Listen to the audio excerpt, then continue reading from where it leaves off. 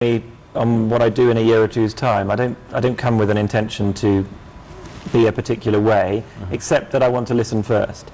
So I think as a diplomat, our job is really to engage with foreign countries. It's to understand what makes them tick. It's to understand how the relationship is going to work. And then based on that understanding, if we can offer advice, just as my Kenyan counterpart would in the UK, when that advice is welcome, then maybe we will. But I don't think it's the job of a diplomat to come here or to come to any country, particularly in the first period when you're still getting to grips with the people, understanding, building the relationships, and to deliver lectures.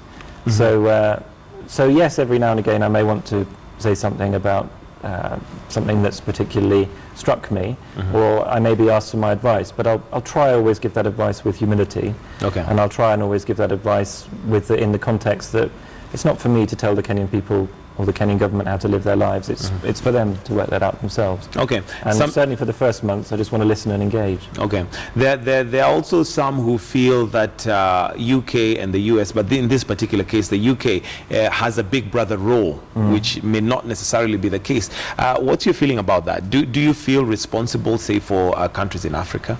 No. Especially having been colonized by the Brits earlier. I feel, in a sense, I feel responsible for the history. Although I wasn't born when Kenya was a British colony, I suspect you weren't either. No, I wasn't. And the great majority of people in Kenya or the UK weren't.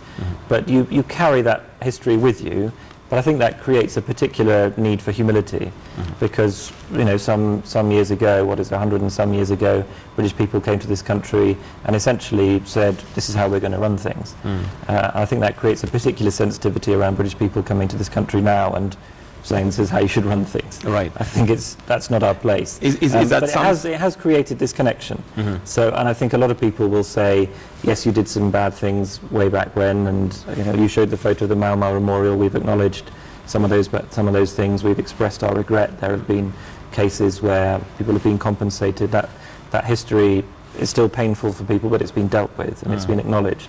But it does create that connection. I do think we are connected to each other because of that. And that's not just about history, it's about today. I've already mentioned the students, the business people, the number, the fact that we're your top tourist source, the hundreds of thousands of Kenyans who live in the UK. So I think we can be proud of that history while acknowledging the difficult bits. Okay. Do you think UK has done enough to mend that relationship, given that there are some who still have historical background of what may have happened during the Mau Mau time? We also have incidences in Nanyuki where there were claims of the British Army possibly getting involved in things that they shouldn't have been. Do you think the UK has done enough to ensure that that relationship is mended? I think it's probably a question you have to ask Kenyans rather than me, but I think the UK does an awful lot now to ensure that this partnership is forward-looking. As I say, there have been these historical issues that have been broadly dealt with. Of course, there are still, because we work together so closely, and it's like a friendship, every now and again friends have the odd row, every now and again friends disagree. It's not always smooth. In a way, the smoothest relationships are the most distant ones, because it's just all courtesy and distance and formality. We're a lot more bound together than that. But I mean, the British Army, for example, if you look at the training that is conducted in Kenya, which you mentioned, in Nanyuki in particular, that's done, of course, with the consent of the Kenyan government. We've just revised the agreement under which that is conducted so that it's in line with your constitution, and we've revised the arrangements for dealing with anything that goes wrong. And it's entirely mutual, so the same arrangements apply for British soldiers in Kenya as they do for Kenyan soldiers in the UK. And by the way, there are Kenyan soldiers in the UK on training courses, participating in exercises, that kind of thing. So it's complete equality. And it's also very beneficial. I think it contributes about $70 million, so what's that, 7 billion shillings a year to the Kenyan economy because of the participation of those troops. And it contributes to a defence relationship where our armies work together to fight terrorism, to fight insecurity, to fight conflict. So yes, you can always find the odd bits of friction, but I think that's part of a big picture which is very much about mutual benefit. Okay, let's talk about the war on terror. And the UK has come out severally to say that they are definitely going to help where they can with fighting terror, because again, this is not a Kenyan problem, it is a global problem. What are some of the initiatives that the UK is taking in place to help Kenya with fighting terror? Well, some of the initiatives are secret, and you wouldn't expect me to talk about them on the television, because by the nature of the fact that you're fighting terrorism, you've got to keep some of that under wraps. But to give you a broad sense of what we're doing, there's an awful lot of sharing of information and attempting to disrupt terrorist networks. There's an awful lot of training and cooperation, so working with police, army, judges and others to make sure that we train each other, we learn from each other. We fund a lot of programs to bolster security in communities, to bolster counter-radicalization programs. So I think it's important to say this so-called war on terror, and it's not a phrase that I would want to use because of the word war. It's about, yes, at the one end, the hard end of it, if you like, so having the intelligence to track down the suspects, to put them in prison, to deal with them through the legal system.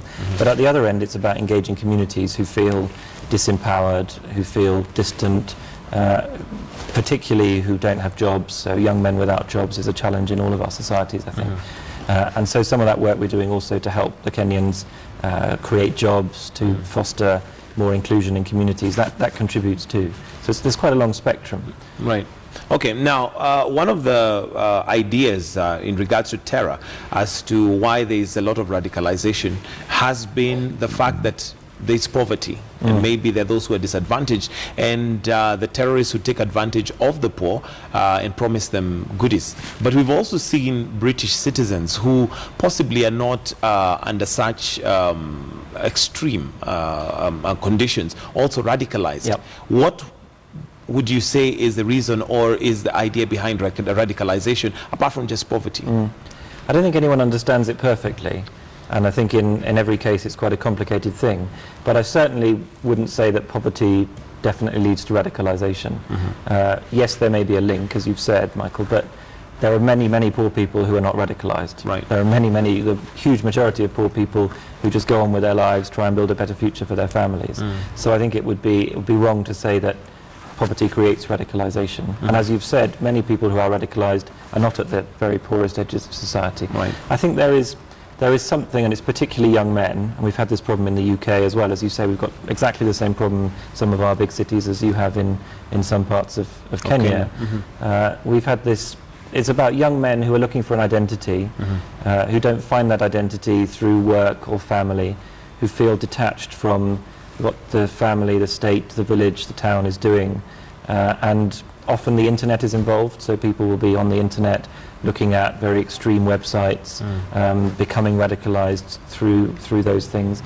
And I think the response has to be communities as well. And I'm not talking now about Islamic radicalization, because I'm going to give an example from Northern Ireland. But we had this terrorist problem, I grew up with it, in Northern Ireland, where, you know, when I would go into London as a child, there would be bomb threats, there would be explosions, we were all evacuating places, there was a lot happening. And the way ultimately that was resolved was through politics and dialogue. So there was a political process that sprang up in Northern Ireland in the 1990s, which gave people a sense that there was a shared future to be built. And that's ultimately, there are still a few terrorists in Northern Ireland, but no one supports them anymore. And they can be dealt with by the police, but the politics has been got right. Would you say generally then the war on terror or terrorism is a political rather than a religious war?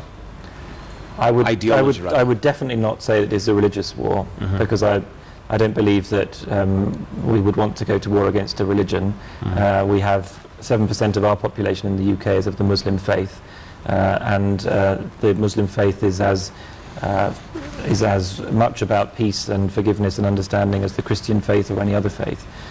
So I think it would be entirely wrong to say that this is about religion. I think what extremists are doing is they are using a very perverted description, or a perversion essentially of Islam to lure people towards a very violent ideology. But religions are generally about becoming a better person and serving your society.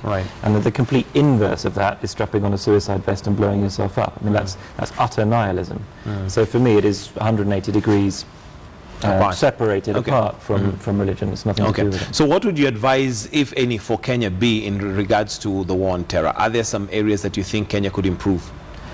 I think I've talked to senior Kenyans about this, as you'd expect, and I think I agree with the approach, which is that you've got to do the disruption, the intelligence sharing, the policing, but you've got to do the community engagement as well. And I see Kenya doing both, and we support Kenya in doing both, because as I've said, it's about those jobs that you create, it's about those young men that you give a better future to, but then it's also about making sure your agencies are coordinated, your police and your army and your intelligence services all work together, your judges can prosecute people when they're brought to trial. So there's the, as I think I've already said, the hard end and the soft end. I don't want to be oversimplifying about it, but the community engagement bit is important. So would you say Kenya is doing enough? I think Kenya is making real strides. Okay. And improving on countering terrorism. I think Kenya can be proud of what is happening. Now, does that mean that there will not be another terrorist attack here or in Paris or in London or anywhere else? No one knows. No one can say. And we've seen in Europe recently that this can happen on our streets. It can happen around the world, and no government is capable, sadly, of completely stamping out this threat. It's a very long-term game. Okay. But I think Kenya has made real strides, and I've been proud that the UK has worked with Kenya, as other partners have, on that. Okay. Now, you've mentioned that UK is one of the biggest market that we have for tourism. And one of the things that has made our relationship feel like a bit frosty is when there are travel bans. Yep. And this is mainly because sometimes we may not understand how they are imposed, given that, for instance, if we look at France, they had several attacks, but maybe they're not necessarily travel bans against France. Whereas if Kenya, we have one attack in maybe Mpeketoni or Reva, we have a travel ban imposed. How do these travel bans get imposed? Is there a system that is used? So I mean, the first thing to say is that ultimately it's not travel bans, I think, that put tourism off, it's terrorist attacks. So if people see on their television that a terrorist attack is happening, that's when they start cancelling their holidays. In a way, the travel advice it often follows that, but I would dispute that it is what puts people off always in the first place. So the key thing we've got to do is stop terrorist attacks. And as I say, I think we've made real progress in that around the world. Kenya has made huge progress in that in the past years. But I do understand these travel advisories are sensitive. Right. And I mean, absolutely the last thing we want to do is to stop people coming here, because that's what the terrorists want. The terrorists would be winning. The terrorists would be winning if we shut down the tourism industry, we put more people out of work. So we're really aware of the impact this has. You asked how the system works. Ultimately, it's our ministers in London, so our cabinet secretaries, who have these very formal responsibilities for the safety of British nationals, and very formal set of criteria on which they make decisions as to what level of travel advice they will put on different countries. That's not a decision that I make here in the High Commission. It's made there, and it's explicitly not allowed for them to take politics or anything else into account.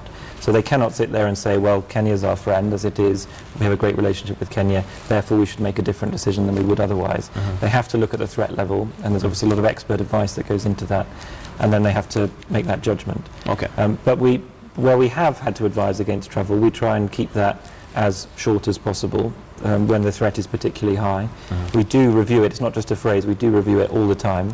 And we have, in the last year, lifted considerable amounts of travel advice. So there was a period, for example, in the past when there were warnings around Mombasa, around Malindi, that there's no more warnings around those places now, and British tourism is picking up again to those places. Okay. And we're very much in line with, I think, the Americans, you mentioned the French, the Germans, others.